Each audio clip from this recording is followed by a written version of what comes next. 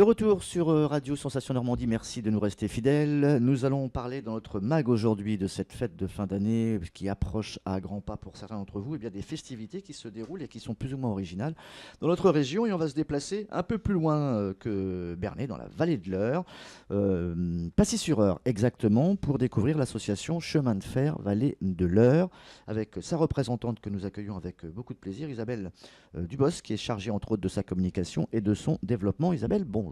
Bonjour. Période de fête de fin d'année avec cette association. Tout d'abord, on va essayer de découvrir et de voir ce qui se passe derrière l'asso. Combien de personnes, ça on peut le dire déjà ou pas? Combien de bénévoles, salariés, etc.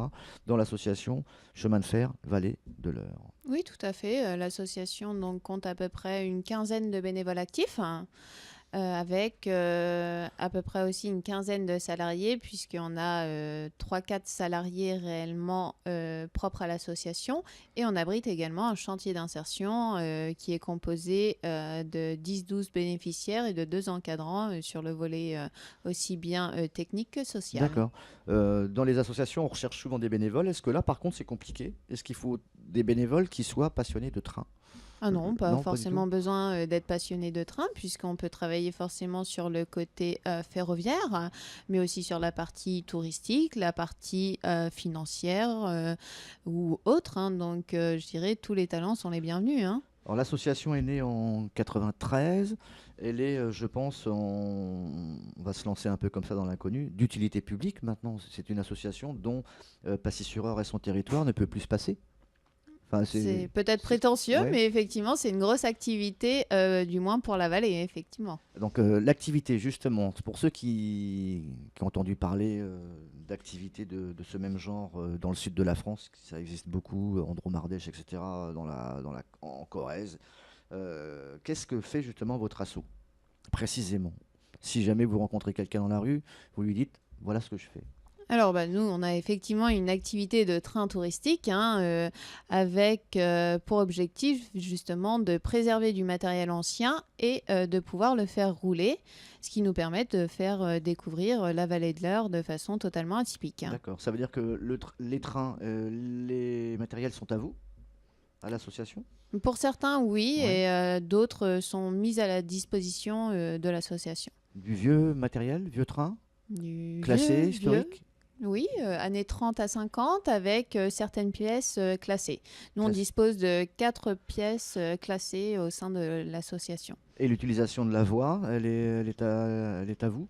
C'est votre voix Alors, la fédère? voix ne nous appartient pas, encore moins à moi, bien, D'accord. bien évidemment, mais on la sous-loue effectivement à la SNCF pour pouvoir l'exploiter. Activité toute l'année, on a regardé ça ensemble quand on a préparé cette émission, donc toute l'année de janvier à décembre, des thématiques précises qui sont liées un peu au calendrier festif que tout le monde, tout à chacun connaît.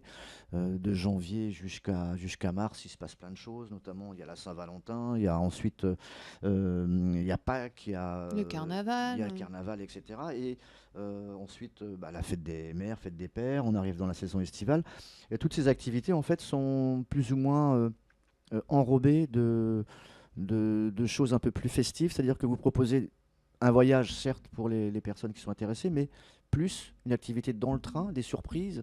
C'est pas Disneyland, mais on s'attache en fait à ce que les gens, lorsqu'ils font ce voyage d'une trentaine de kilomètres, En fait, on essaie en est effectivement. plein la vue, et puis Alors, et plein la plein les vue, c'est papilles pas peut-être aussi. forcément le but, mais on essaie effectivement de compléter cette visite et de pas se limiter à une simple balade en train, On prend des avec... photos, Oui, on peut ouais. prendre des photos, Et on surtout peut à la belle manger. saison.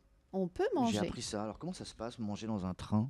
En fait, on a effectivement 2 produits totalement différents avec du matériel différent, bien évidemment. Donc, on a une voiture restaurant qui permet de déjeuner ou de dîner à bord du train tout en effectuant un service en roulant. Donc, ça permet à la fois de profiter des paysages de la vallée et de la gastronomie française. Et à chaque fois, donc, une thématique qui est liée à une date du calendrier ou pas du tout?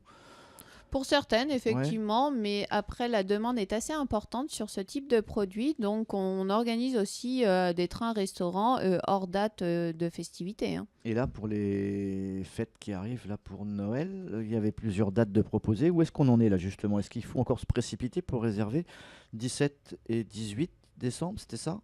Alors là, on est sur du train du Père Noël, mais en circuit, Ouais. effectivement, hein. Et là, c'est pas une bonne nouvelle, c'est complet déjà? C'est complet, effectivement. D'accord. Donc, qu'est-ce qu'on a fait? On a On, rajouté une date? bon, on a rajouté un train, oui, On a ra- effectivement. ah, d'accord. Et ça se passe comment? Donc, c'est le 21, Le mercredi le 21, mercredi 21. Alors, dites-moi de tout. 14h à 16h15, avec un petit goûter au retour, donc une fin de prestation plutôt vers 17h. On est sur un circuit train en Vallée de l'Eure, hein, puisqu'on va en direction de Breuil-Pont. Le tout effectivement dans un décor et puis une ambiance de Noël.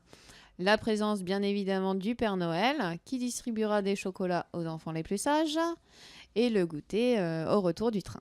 D'accord, donc 14h50 pour le départ de Passy, retour à peu près vers 16h10, avec donc le gros bonhomme rouge et sa barbe blanche. Mais vous avez aussi un autre événement culinaire, festif, vers le 11 décembre, m'a-t-on dit? Le dimanche 11, on va proposer effectivement un déjeuner aux saveurs de Noël, hein. C'est plutôt un avant-goût des fêtes, hein. Donc de 11h30 à 15h, avec donc la balade, un repas festif Et, et, et des et des petites surprises. surprises Des peut-être. surprises. Et, soyons fous, le 1er janvier dans le train ou pas du tout, non? La nuit du Saint-Sylvestre. On y pense, Ouais, parce qu'on a beaucoup de demandes en ce sens. ouais. Donc pas cette année, mais pourquoi pas sur l'année l'année L'année suivante. prochaine. Hmm. Comment ça se déroule actuellement pour la préparation justement c'est pas que des repas, c'est des moments de fête. Est-ce que vous êtes lié avec des restaurateurs en particulier, terroirs, etc. Tout est normand ou pas? Vous essayez de faire fonctionner, marcher les commerçants entre guillemets du coin? Alors sur tout ce qui peut être classique, effectivement, donc on va travailler avec un restaurateur local situé à Passy, mais on travaille aussi avec un chef à domicile situé, lui, à Vernon, qui propose une cuisine un petit peu plus élaborée, plus festive. Et pour certains événements qui sont ciblés gastronomie d'ailleurs, on va effectivement rechercher du coup des prestataires spécialisés dans D'accord. cette cuisine. En ce qui concerne également les activités de l'année prochaine, est-ce qu'on recolle à peu près au calendrier de cette année?